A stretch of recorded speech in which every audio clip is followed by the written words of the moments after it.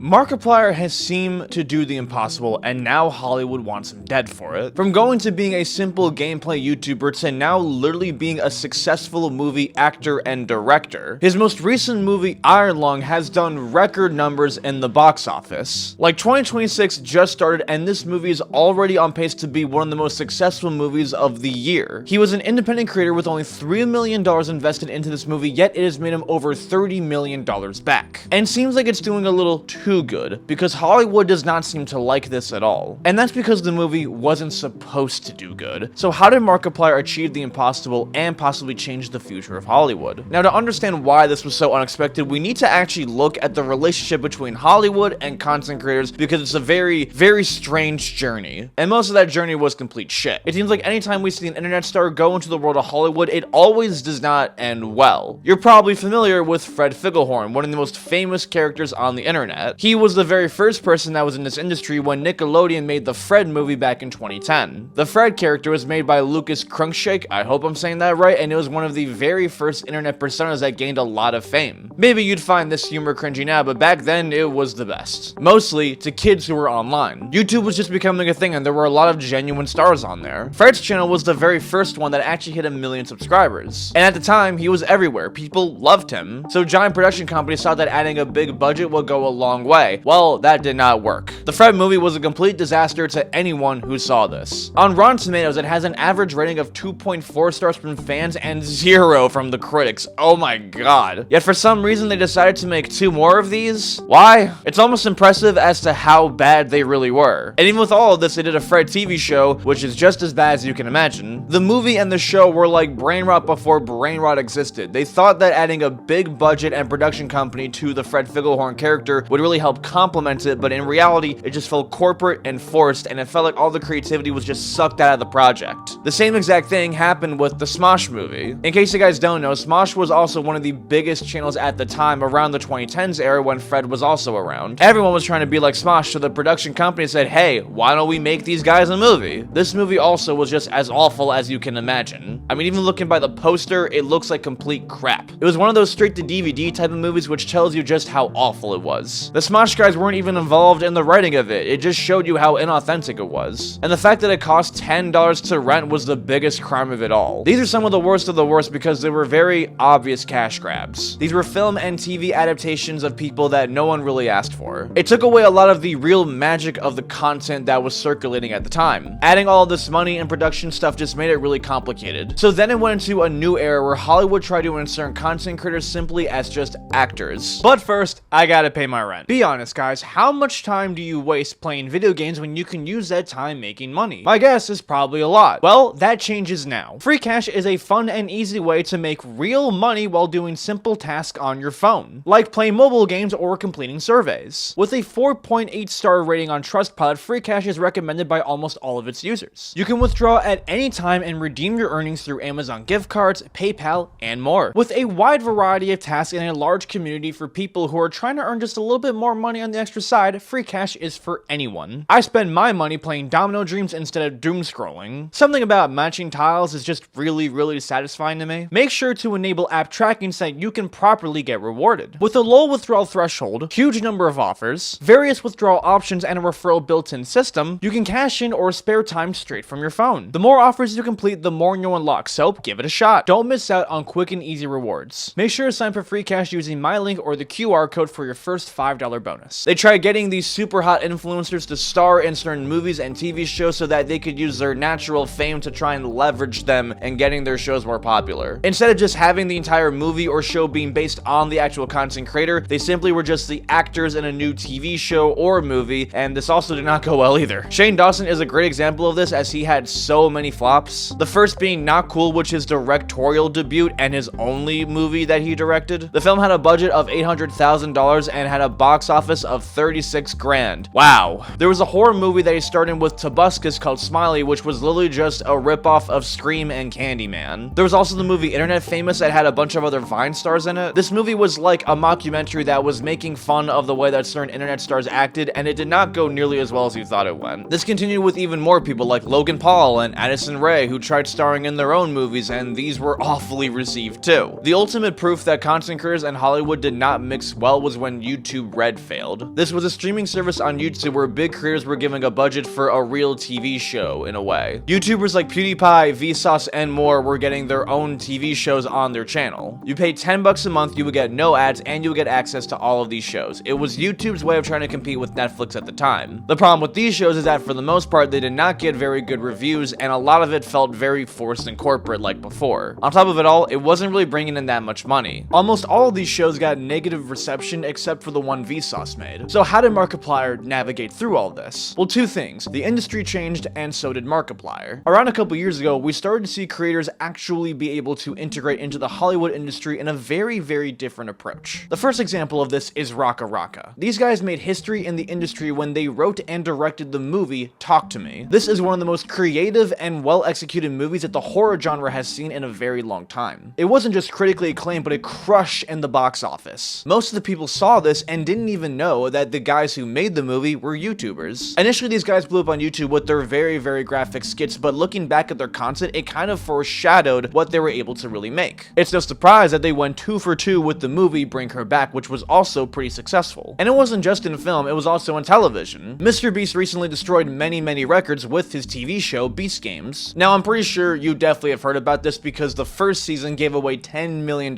which is the largest cash prize in game show history. Mr. Beast was given a $100 million budget for the show, and immediately after the first season dropped, they already started filming season 2. The second season hasn't even finished yet, and they're already producing season 3. Obviously, Mr. Beast is a bit of exception because he's the biggest YouTuber ever, so naturally he's going to have some leverage. And the TV show is basically just a bigger version of his content. It's really more of a reality show. And not just because of that, but also for a lot of the very strange mixed reception. If you watch almost any YouTube video talking about the show, they are going to be very negative about it. Initially, when it was released, critics gave it a 20% on Rotten Tomatoes, and fans gave it a 50%. Yet, based on the numbers, it seems to be beloved worldwide. It's kind of the same way how a lot of people don't really seem to like Mr. Beast's modern content, yet it always crushes on the platform. It's hard to explain why it is this way, but it's very important to note that this is a good step in direction for creators who are trying to get their foot in the entertainment industry like this. A YouTuber getting this type of budget and crushing the records is a very good thing for content creators. And this is where Markiplier comes in. Now, Markiplier did have a history of film. He was actually in the Smosh movie, but we won't talk about that. His first real acting project was a YouTube original film called A Heist with Markiplier. This was an interactive comedy film where the viewer gets to choose the actions that Markiplier takes while a heist goes horribly wrong. This has been done in other movies like the Black Mirror movie, but still a very creatively ambitious project. Markiplier had 24 million subs at this point and was able to promote it very creatively. His video that he did to promote the film got 24 million views alone. The project got tons of praise and even won him a Streamy Award. It also inspired him to make a sequel, In Space with Markiplier. These may not be legit Hollywood movies, but it was a step forward. His first real serious acting debut came with the TV show Edge of Sleep, a psychological thriller about a watchman who goes to bed and then wakes up to see that everyone else who went to bed that night dies of a very strange cause, and is trying to solve the mystery of what happened while navigating his hallucinations. This show is actually based on a podcast of the same name that he launched back in 2019. Even though it only had 8 episodes each and they were 30 minutes long, it was still very successful. In 2023, they even dropped a novel for it. This show initially was in development for 2 whole years because they were struggling to find a streaming platform that would take them up on it, until they luckily got with Amazon Prime. They picked up the show where it premiered, and it did really well. It was a limited show with only 6 episodes each, around 20 to 23 minutes, but it was still very well received by the fans. And now, it was a low budget show that had very short episodes that limited its potential, but it was still very entertaining. On IMDb and on Amazon Prime, it had an average of 7 out of 10 based on the tens of thousands of reviews for each of them. And that's insanely impressive for a very small show with a small budget. On top of the fact that Markiplier isn't really that experienced in acting. They also released the show super early with like no promotion. The only promotion was Markiplier himself. Maybe it wasn't the greatest thing ever, but it was very well made. It's just a shame that after a couple of months they took it off of Amazon Prime and moved it to Tubi, which is like the bottom barrel of streaming services, but still a step forward. And this was the building block for the Iron Lung film. Now, for context, Iron Lung is a submarine horror simulation game. Markiplier's gameplay of this video has 14 million views on YouTube alone, and that's just one of the gameplay videos. His fans thought that a movie for this game would be pretty sick. So much so that the actual creator of the game posted that Markiplier and Jacksepticeye would star in the movie as a joke. Well, a couple months later, that joke wouldn't be a joke anymore, because the film was confirmed to be legit. In April of 2023, 2023, Markiplier confirmed that he was writing, directing, producing, and starring in this movie. This was an independent movie, completely self-made, made entirely with his own vision, which helps explain the budget and the very long production timeline. The filming for this movie didn't take long, but it was intense. Markiplier even had to take a break from his actual YouTube content to focus on this movie. So much so that he even had to turn down a role in the Five Nights at Freddy movie, which for him is a pretty big opportunity to turn down, because that game was one of the building blocks for his career, and they weren't messing around with this movie, as apparently it was going to have the world record for the most amount of fake blood ever for a horror movie with 80,000 gallons. Post-production started on February 7th and ended on April 1st. Hello everybody,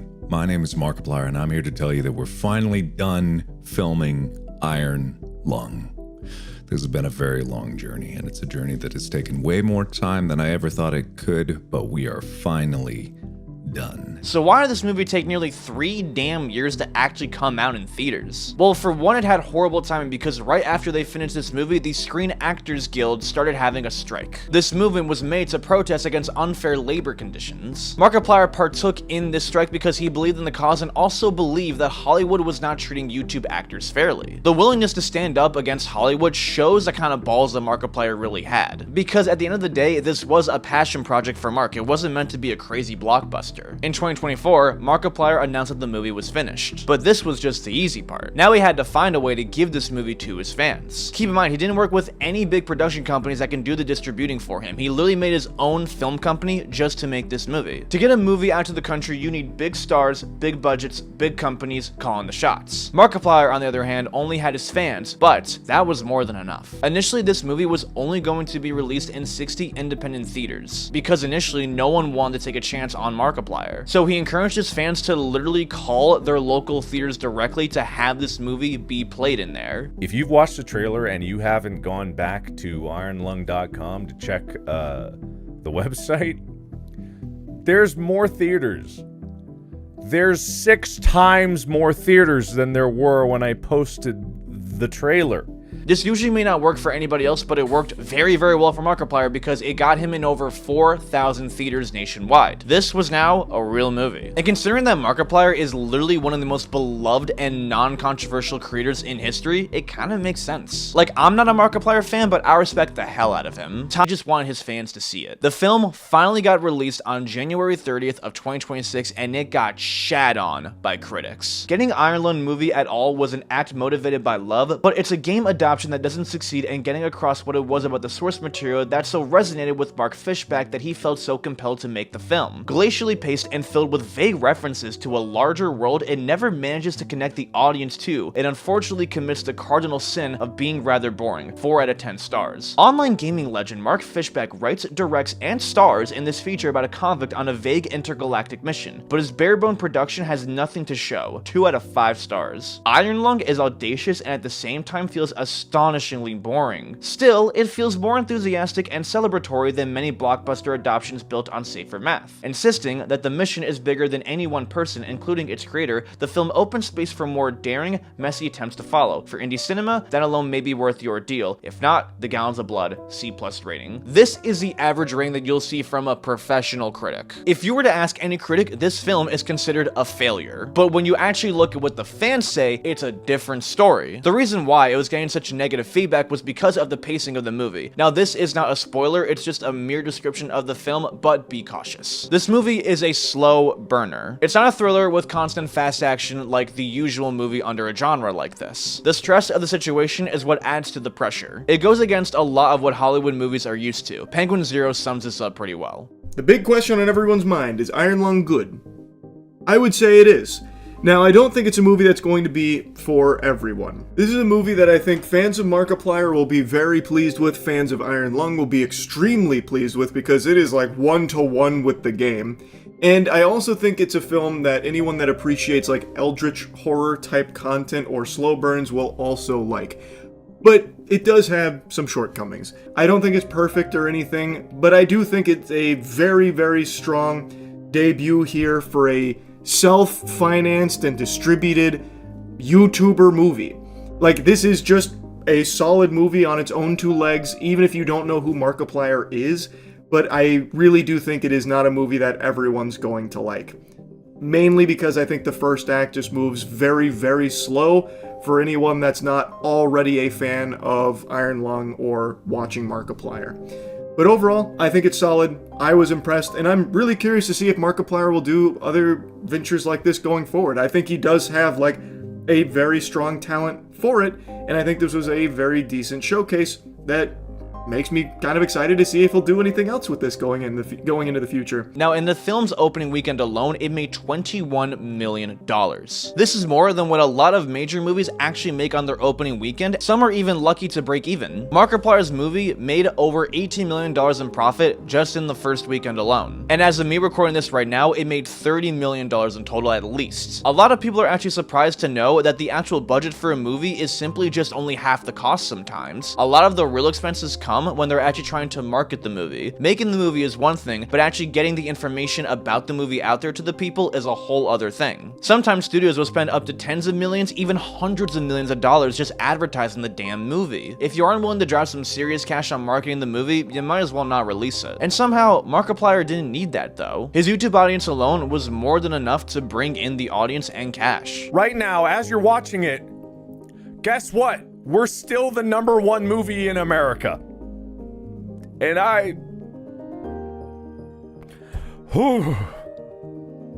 but not by much.